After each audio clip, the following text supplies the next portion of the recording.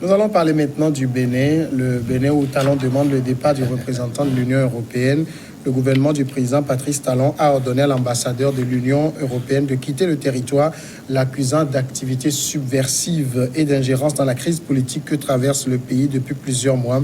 Les autorités béninoises ont donné jusqu'au 1er décembre à Olivier Net, ressortissant allemand et chef de la délégation de l'Union européenne à Cotonou depuis mai 2018 pour partir du Bénin.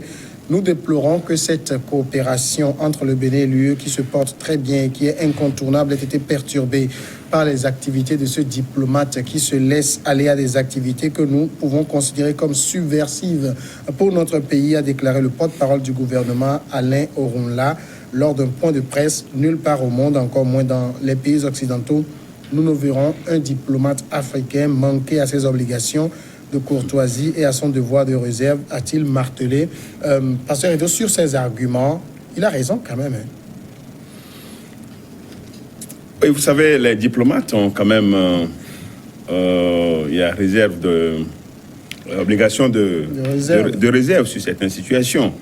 Vous savez, le Bénin est en crise. Si le gouvernement béninois estime que il joue un rôle subversif, c'est-à-dire ces activités sont obscures et que cela est de nature à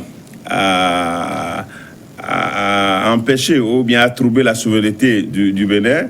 Bon, ça, c'est les raisons que le gouvernement puisse envoyer. Mais moi, je crois quand même que le président Talon a des problèmes. Vous savez qu'il a des problèmes avec son voisin du Nigeria, la fermeture de la frontière et tout cela. Donc, le gouvernement béninois trouve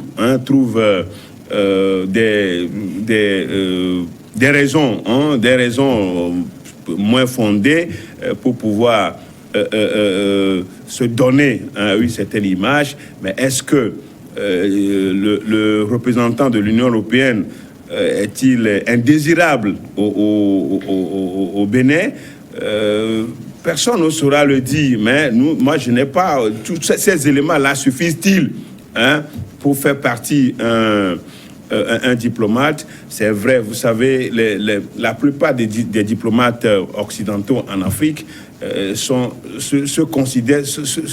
toujours considérés comme si ils étaient des personnalités de rang plus honorable. Vous savez, la plupart des temps, quand vous prenez un ambassadeur africain en France, par exemple, ce n'est pas le respect que nous devons.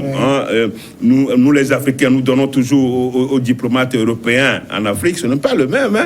Vous savez, quand les gens viennent ici, on leur déroule même de tapis rouge en tant qu'ambassadeur. Vous allez, quand ils vont là-bas, c'est un représentant, c'est un fonctionnaire du Quai d'Orsay. C'est un fonctionnaire du Quai d'Orsay qui puisse les accueillir. Bon, donc, c'est comme ça se fait. Bon, donc, je crois quand même que le gouvernement béninois a estimé qu'ils ont tous les éléments pour pouvoir faire partie, pour pouvoir donner un ultimatum de quelques jours aux représentants de l'Union européenne à quitter le Bénin. Est-ce que son départ va-t-il créer des conditions pour que la crise béninoise puisse trouver une solution? C'est la question. Donc nous allons attendre pour voir ce que ça va donner. Alors, mais Talon a de sérieux problèmes. Et je ne pense pas que c'est sur lui qu'il faut, il faut tout le dévolu. S'il faut jeter tout le dévolu sur le représentant de Talon tout à l'heure, mais le point qui m'intéresse, peut-être que je voudrais qu'on évoque d'entrée, c'est ce que dit par exemple le ministre. Nulle part au monde, dans les pays occidentaux, vous ne verrez des diplomates africains manquer à leur obligation de réserve. Je n'ai pas vu de diplomate africain en France se prononcer sur la crise des Gilets jaunes, par exemple.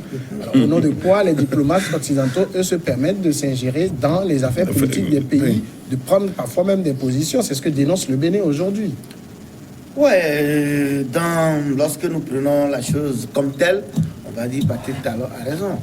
Parce que le diplomate, aucun diplomate africain ne peut oser prendre certaines positions sur des questions sérieuses, du bien de crise nationale de ce pays. Un diplomate togolais, par exemple, l'ambassadeur togolais, qui se prononce sur condamne le gouvernement français par rapport aux Gilets jaunes ou aujourd'hui aux manifestations qu'il y a de part et d'autre.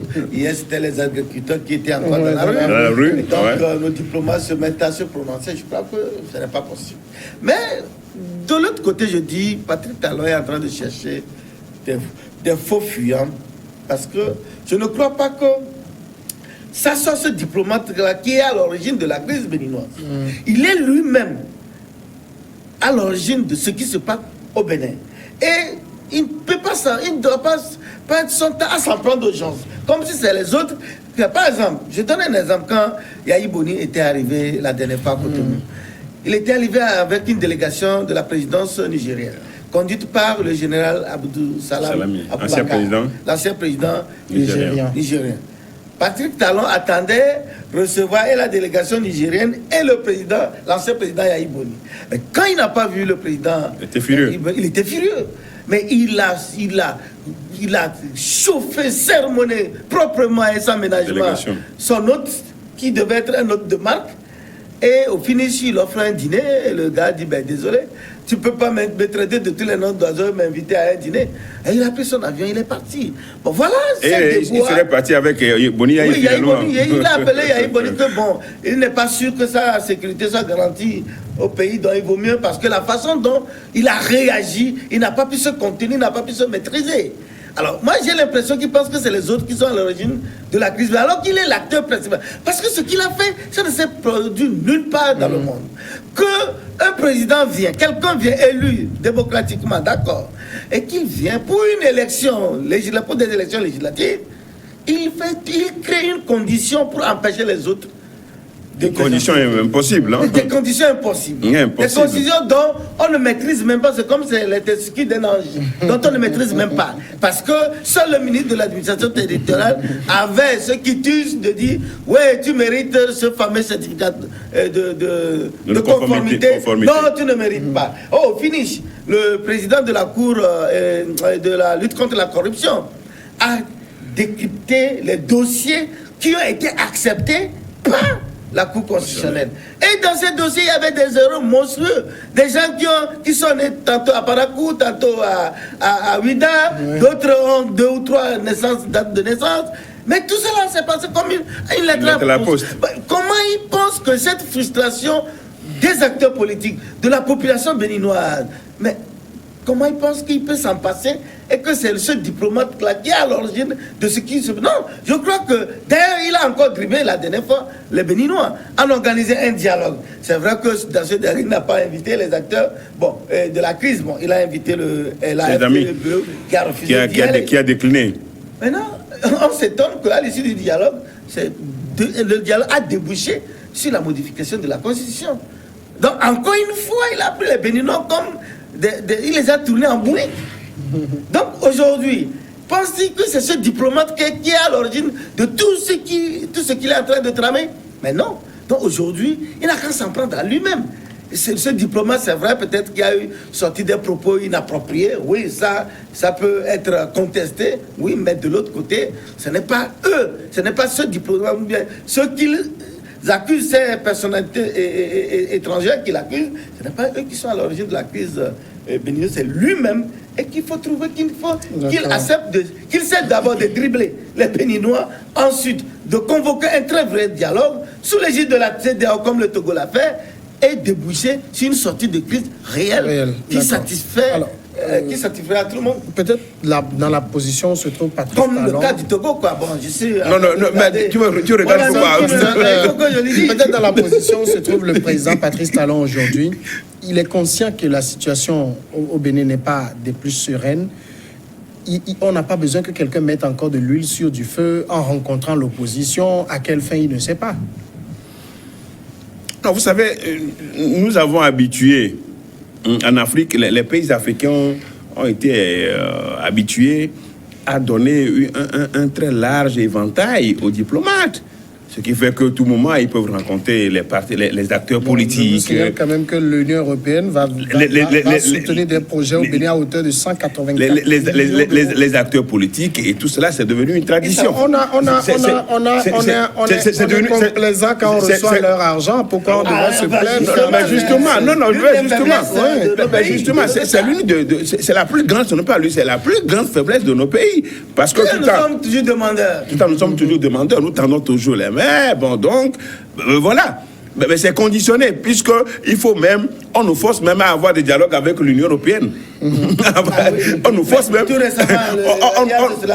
On nous force à organiser le dialogue avec l'Union européenne pour pouvoir peut-être revoir les politiques du pays ou les enveloppes financières, des aides au développement.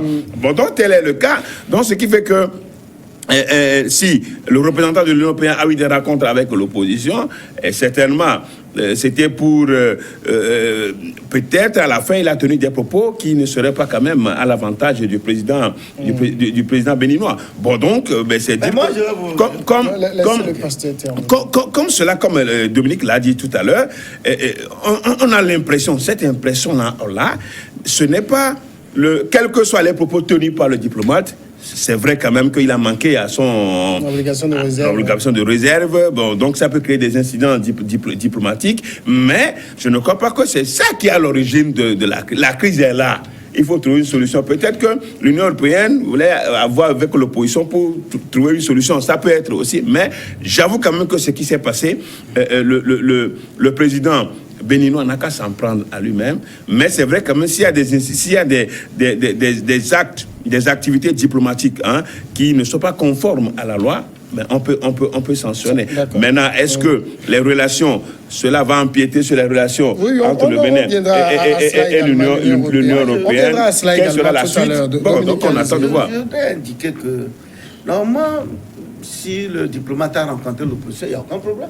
Puisque ici, au Togo, les diplomates français, allemands, chaque fois ils rencontrent notre opposition. Ça n'a aucun problème normalement. Et au Togo, le cas, si je prends dans le cas du chef de la délégation sortant, M. Berlinga, Nicolas Martinez. Mais il avait rencontré l'opposition, ils ont discuté. Jean-Pierre Fabre a évoqué le fait que c'est lui qui gagne, mais on proclame quelqu'un d'autre à la place. Et qu'est-ce qu'il a fait? Il a demandé un financement au niveau de l'Union européenne pour mettre à disposition des Togolais dans les bureaux de vote pour suivre, scripter, relever les résultats directement des bureaux de vote et centraliser ces résultats, faire la compilation au niveau de l'hôtel d'Aoba. Je crois qu'il y a eu plus de 1200 observateurs parrainés par la concertation de la société civile. Oui. Et ils ont déployé les observateurs dans les bureaux de vote. Donc, il n'y avait pas fait de fichier électoral. Et ils ont communiqué les résultats, bureau de vote par bureau de vote. Et c'était devant les diplomates. C'est tout un processus pour avoir les résultats. C'est tout un processus d'abord pour avoir les résultats. Ouais. Vous voyez déjà. C'est tout un processus pour avoir. C'est tout un processus. Tu peux me laisser parler. Même le fait ton développement. On n'en a même pas besoin. On n'en a même pas besoin de ce développement. Je ne m'adresse pas à toi. On n'en a pas besoin. à toi de me dire ce que je dois dire. Alors, donc je disais que c'est ainsi que le diplomate allemand qui était un peu hostile au Togo, mais s'est dit, dis donc, le président Fonya Singbe a proprement et naturellement, scientifiquement gagné. Le reste, quel est le problème? C'est cela que... Donc c'est tout ça là que tu veux dire. La chancelière a reçu Fonya Singbe, qui était de la délégation, tapis rouge. C'est tout ça que tu veux dire. Est-ce que c'est ça? Un chef de l'État. Samuel, recadre quand même. C'est son temps de parole. Recadre quand même parce que... C'est son temps de parole. Ça n'a rien à faire avec le sujet. C'est son temps de parole. Il a dit de faire son... Mais il ne faut pas qu'il dise de n'importe quoi. Martinez également, il n'y a pas longtemps, avant qu'il ne quitte, il a reçu des organisations de la société civile. Mais cette fois-ci, pensez comment faire pour dégager le président de la République, parce qu'il s'est dit que même avec les élections, même il gagne. Donc, c'est là que les autorités ont été informées. Quand ils ont été informés, Ils ne l'ont pas. Mais seulement, je crois que le ministre Bawara l'a sermonné, lui a dit c'est limite là où il ne devait pas dépasser. Il a été également convoqué par le ministre des Affaires étrangères. Voilà la position du Togo. Donc, c'est dire que quelque part, si Patrice Talon est en train de s'enflammer juste parce qu'il a rencontré l'opposition pour parler de la crise que lui-même il a fabriquée, je ne vois pas où se trouve le problème. Donc, quelque part, sans oublier que tu disais tantôt que l'Union européenne a approuvé combien de milliards 184 millions d'euros. 184 millions, ça fait pratiquement près de 100 milliards. Plus de 100 milliards. Alors, si il dit qu'il n'en a pas besoin, alors au même moment, le Nigeria a fermé sa frontière, rien ne rentre, rien ne sort. C'est-à-dire son économie est pratiquement à terre parce que les échanges commerciaux entre le Bénin et le Nigeria, je crois que ça fait plus de 50%. Selon certains 40%. 40%, 50%. Aujourd'hui, ça c'est à l'eau. S'il peut se passer de cette aide en menaçant le représentant de parti, je ne sais pas qu'est-ce qu'il veut pour le peuple. En tout cas, à l'heure où nous sommes en train de parler... Mais qu'il soit sûr que ce n'est pas eux qui ont créé la crise béninoise. C'est lui, Patrick Talon, qui est à l'origine de bout en bout, au vu de tout le monde, aussi de tout le monde, que c'est lui qui est à l'origine de la crise béninoise. En tout cas, à l'heure où nous parlons, on a demandé donc, au diplomate Olivier Net de quitter le Bénin. Il a jusqu'au 1er décembre, le dimanche, pour partir. On a donné encore quelques jours à sa femme. On sait que les femmes ont plus de bagages que les hommes. Pour quitter. Est-ce que, parce que vous pensez que ça va avoir une incidence sur les relations entre l'UE et le Bénin? Oui, mais vous savez, Parce que je précise que Bruxelles se dit très surpris de la décision des autorités. Oui, mais quand il est question de fouler un diplomate de la sorte, c'est comme... il est indésirable. Il est indésirable. Mais ce n'est pas l'UE qui est indésirable, c'est la personne d'Olivier Net. Qui incarne l'institution. Le représentant n'aurait pas l'Union européenne. Bon, donc, on ne peut pas, c'est indissociable. On ne peut pas dissocier le représentant de l'Union européenne. Bon, donc, c'est une affaire entre le Bénin et l'Union européenne.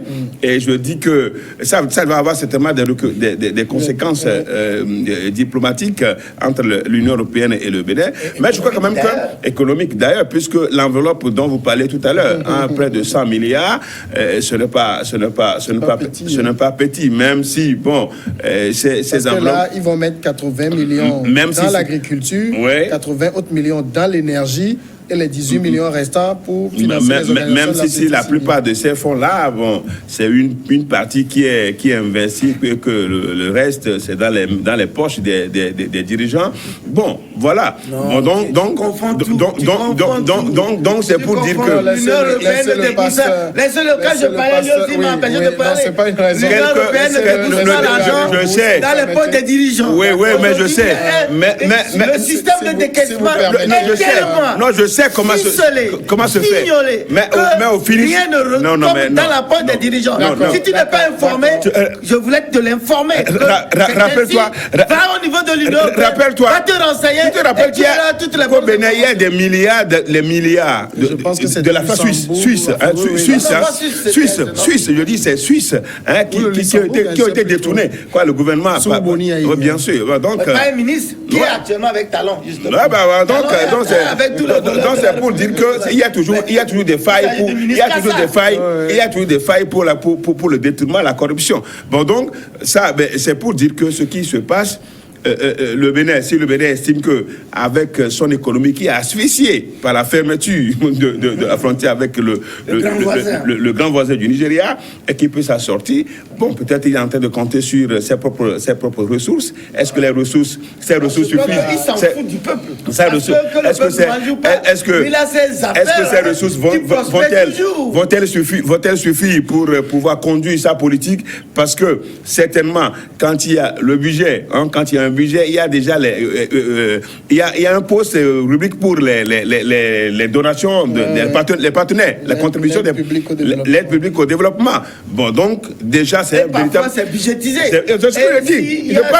C'est ce qu'on reproche aussi à nos budgets. Oui, c'est ce qu'on reproche à nos budgets, parce qu'il faut l'aide au développement. Donc il y a un poste, il y a une rubrique pour ça, et ça finalement, si ça ne vient pas, parce que ça crée des problèmes. Donc, ce qui va se passer certainement, personne ne pourra le dire, mais je crois que le monsieur, il se crée des problèmes, et là, il en a déjà créé, voilà, il en crée encore.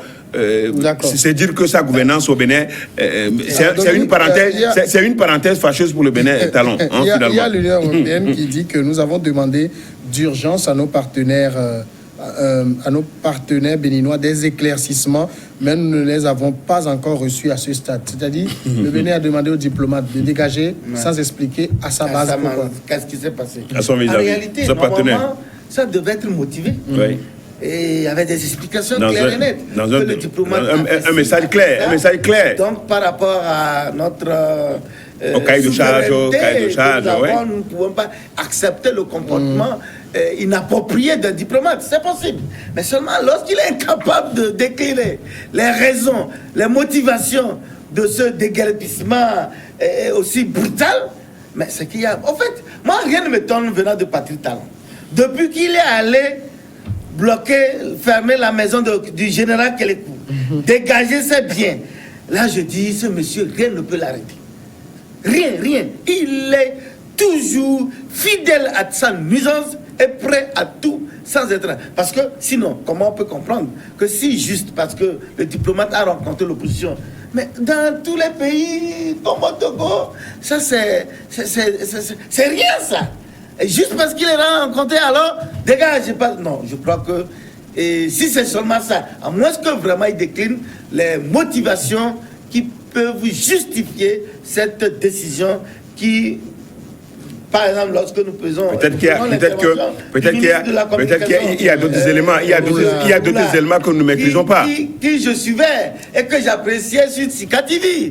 Mais depuis qu'il est devenu, il est rentré dans le gouvernement, Patrick Talon, je ne le reconnais plus. Parce qu'il avait de ces analyses pointueuses et que j'appréciais. Mais aujourd'hui, il s'est fourré dans le mangement, et comme le dirait quelqu'un, et finalement, il joue un rôle vraiment qui ne le sied pas sérieusement. Mais bon, tant mieux, la vie continue. Donc moi je dis, aujourd'hui, avec cette décision de dégager le diplomate, avec cette décision d'aller bloquer la maison du monument béninois, le général Kélékou, avec cette décision d'empêcher l'opposition d'aller aux élections, c'est que rien ne peut arrêter Patrick Talon, et je crois que c'est bien fait pour les Béninois, parce que les Béninois se moquaient des Togolais, que ouais, vous avez la famille Nyasingbe. Aujourd'hui, tous, ils souhaiteraient avoir un Nyasingbe chez eux, comme Patrick Talon. Les Béninois. Non, moi, j'ai des amis, on se rencontre, on a un échange. Ils trouvent que même nous sommes aujourd'hui au paradis, par rapport à l'enfer qui vit au Bénin aujourd'hui. Est-ce que l'Union européenne ne paye pas également... je ne sais pas s'il faut parler de prise de position, mais vous vous rappelez, lors des élections, lui avait dit qu'elle n'enverrait pas d'observateurs. Peut-être Patrice Talon n'a pas oublié ça non plus. Oui, mais vous savez, comment on peut admettre, l'Union européenne pouvait admettre envoyer des observateurs dans une élection où l'opposition est totalement empêchée, écartée du processus. Mais c'est une manière d'accorder de crédit, c'est une manière de cautionner ce que Talon était en train de faire. Mais contrairement pourtant Togo où l'opposition a refusé d'aller aux élections. Et l'Union européenne ne pouvait pas... Tu vois la nuance? Non, je ne vois rien. Je ne vois aucune nuance. On a supplié l'opposition. Pardon, venez participer à ces élections. Non, on savait les conditions. On savait les conditions d'organisation. Il faisait partie de ceux-là qui ont... On savait les conditions d'organisation. À même de mieux expliquer la situation. Est-ce que tu peux me laisser parler? Oui, je te laisse parler. Bon, donc, je dis que aujourd'hui, l'Union européenne, c'est vrai quand même que cette décision ne pourrait pas plaire à Patrick Talon. Parce que vous savez, en Afrique, souvent, quand vous organisez une élection et que l'Union européenne envoie des observateurs, ben c'est du chou. Hein? On dit, bon, même l'Union européenne a envoyé les observateurs. Bon, donc, ben, si l'Union européenne a décidé de ne pas envoyer, c'est dire que les conditions d'organisation n'étaient pas réunies pour aller à ces élections. Donc, je crois que c'était un choix normal que l'Union européenne a fait. Aujourd'hui, il se peut qu'avec peut-être un petit débordement du représentant de l'Union européenne, donc Talon juste a sauté sur ça pour pouvoir justifier son acte. Mais de toutes les façons, c'est entre un pays et une institution européenne. Qu'est-ce qui va être la suite? Personne ne saura le dire, mais Talon est en train de se créer de sérieux problèmes. Et je dis encore que les Béninois, là où ils sont arrivés en démocratie, ils ne méritent pas un talon. Ils ont compris que la démocratie, ce n'est jamais un tout, c'est dynamique. Oui, ce n'est jamais un tout. Mais l'alternance, parfois, peut vous apporter un sorcier. Non. En même temps, vraiment, nous, on veut l'alternance est un passage obligé. Est un passage obligé pour la démocratie. C'est une décision du peuple. C'est une décision du peuple. Oui, mais là, c'est des incantations, des marches. C'est le peuple béninois qui a élu. Oui, la question, c'est Talon. L'un des arguments présentés par le gouvernement Talon pour renvoyer l'ambassadeur, c'est qu'il parle d'activités subversives. Ce mot est lourd, hein. Oui, ben. Qui parle d'activités. Ça y est, le gouvernement dit que l'ambassadeur organise des activités subversives. Oui, mais c'est ce que je dis. Si au Togo, il est facile. Vous la ramenez toujours au Togo. Oui, pour le chef de la délégation ou les ambassadeurs et les diplomates de recevoir notre opposition au vu aussi de tout le monde. Mais Patrick Talon trouve que c'est des activités. Peut-être il va même dire que le gars. Non, il n'a qu'à. Non. C'est lourd. Ouais. Alors qu'à l'intérieur. Qu'est-ce qu'on met dans le truc d'activité subversive? Va lui demander. Mais quand tu. La pause. C'est-à-dire des violences, tout ce qui. Organise des tactiques pour renverser le pouvoir. D'accord. Où il est en train de préparer un putsch. D'accord. La pause et on revient après. Juste rencontrer, échanger. Comme